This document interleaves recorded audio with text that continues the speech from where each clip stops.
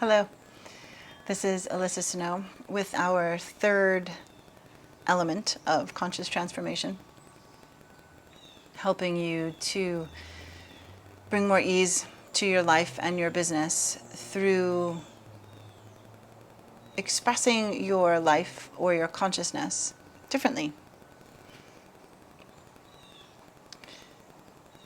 Our third element isn't shocking. It's emotions. Being aware of what we're feeling all the time and allowing ourselves to feel it. It's such an interesting concept and it's not so complicated, yet it is not something that we have learned to do. Think back to when you were a kid and you were in the supermarket and you wanted an ice cream or a bag of chips or a snack of some sort and your parents said no. Then you felt mad and sad and disappointed and frustrated and all the feels, and you cried. You pouted or you tantrumed, however way you expressed that as a kid. And you were told, stop crying.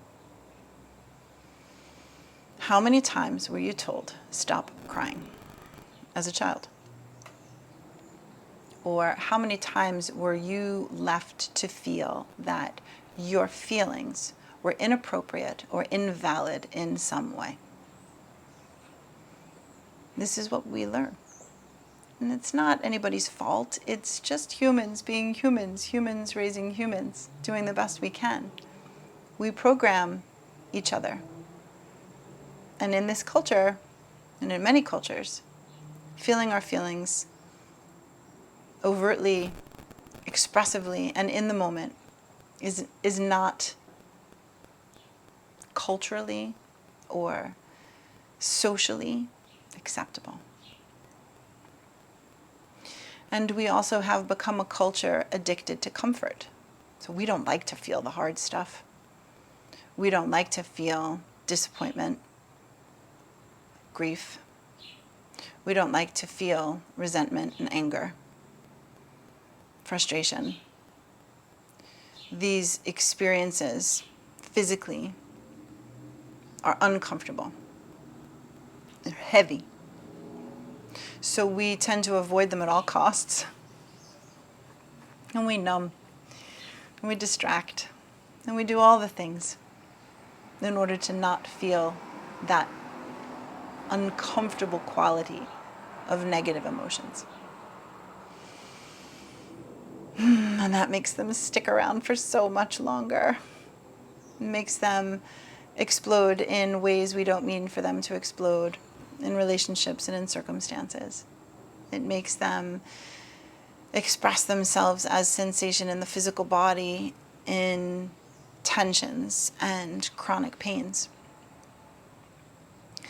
All of these feelings that we don't want to feel, or that we are not practiced in feeling, simply want to be felt. It's that simple. Not that easy, but it is that simple. So how does that interrupt our capacity to create? How does that interrupt our capacity to run our business smoothly? Last week, I gave you a story of the friction that I was experiencing with my Nourish group, teaching at 8 a.m. every morning, and feeling this sensation of needing to be in two places at the same time. And I taught you and explained to you the experience I have of becoming aware that something needed to change.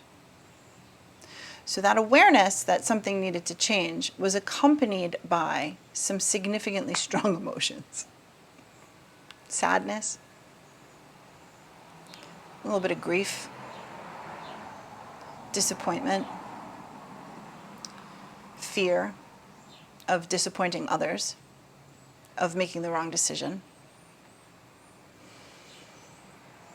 And these emotions were big, actually, and almost destabilizing, where they started to formulate into one experience of self-doubt or lack of clarity.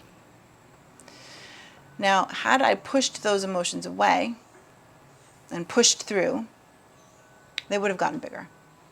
The lack of clarity would have gotten bigger. My experience in life would have been consistently more friction, consistently more frustration, consistently more agitation.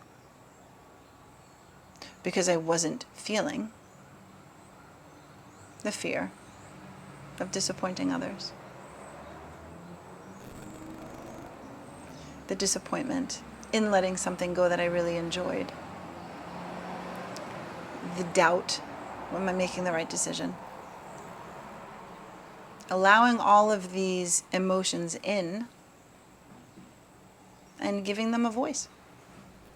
And in fact, a literal voice. I talked about them. I talked about them with my coach. I talked about them with my husband, my friends, my parents. I gave them voice. I'm scared. I'm scared people won't understand.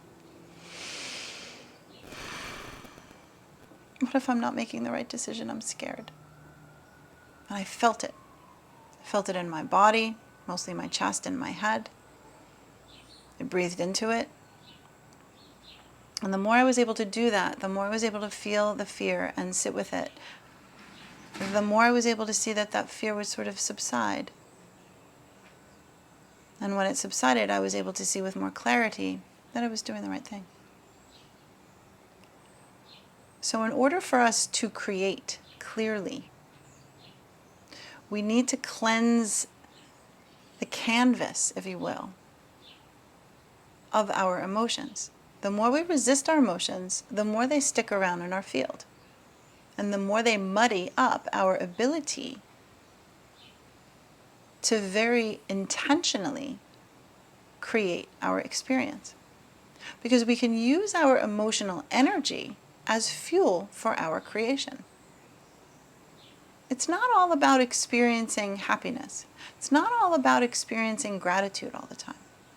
These feelings and emotions are wonderful and they're lovely, but we have a habit of chasing them or thinking that they are ideal in some way, when in fact we need to invite all of the emotions in and feel everything that we've got in every moment that we can in order to move it through. So that way when we do seek to cultivate the positive emotions, we're not bypassing the negative.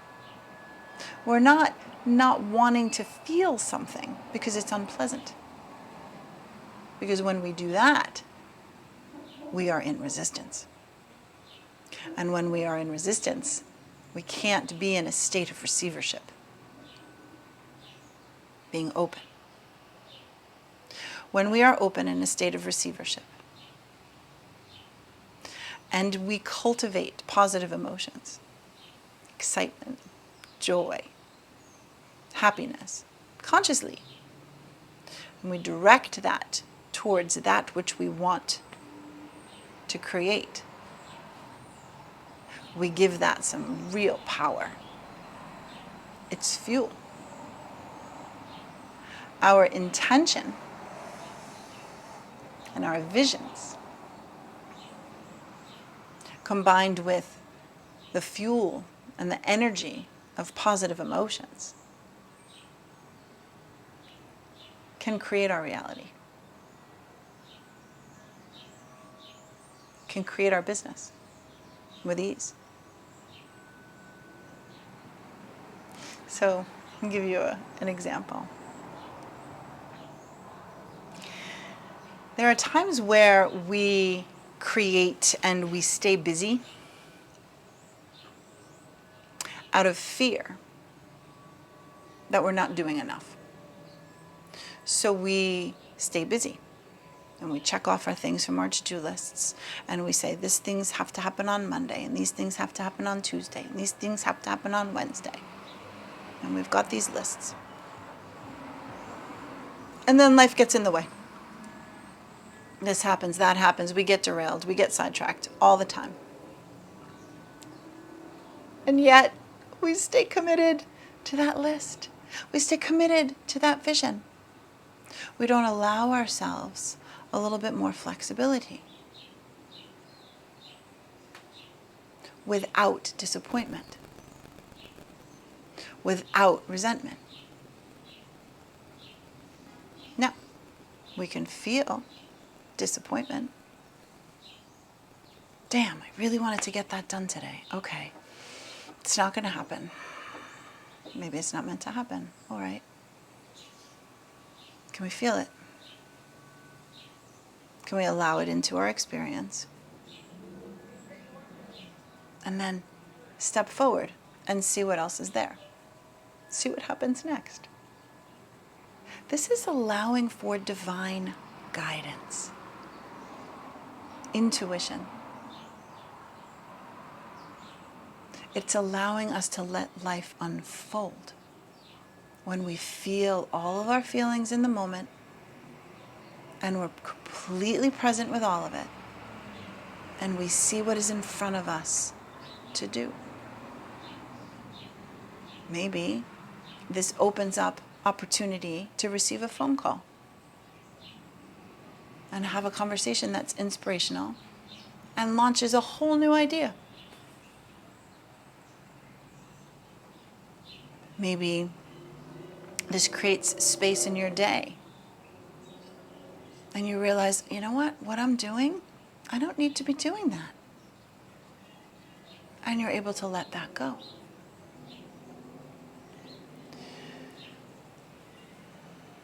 The practice here is feeling. Whatever it is we're feeling, naming it, allowing it, giving it space, and pausing to do all of that. Noticing when we don't. Noticing when we have practices that are contrary to that, when we're numbing, when we're distracting, when we are procrastinating, when we're going in a direction energetically that we don't wish to go. Emotions are meant to be felt. They're meant to move. All of them. This is one of the hardest elements of our 6 elements of conscious transformation, because we often have to relearn how to feel and how to process. And there's often a lot of subconscious stuff that we are unaware of. Which means sometimes we need help.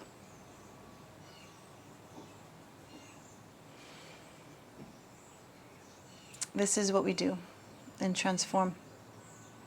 We dig deep, we feel, we become aware, and we transform our stuck and stagnant emotional energy into fuel for our creation. This is vital, powerful, exciting work. And it is my service and my calling to help you with it. If this resonates, I'd love to talk to you.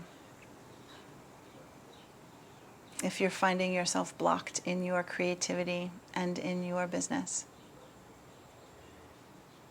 let me help unblock you. Book a call.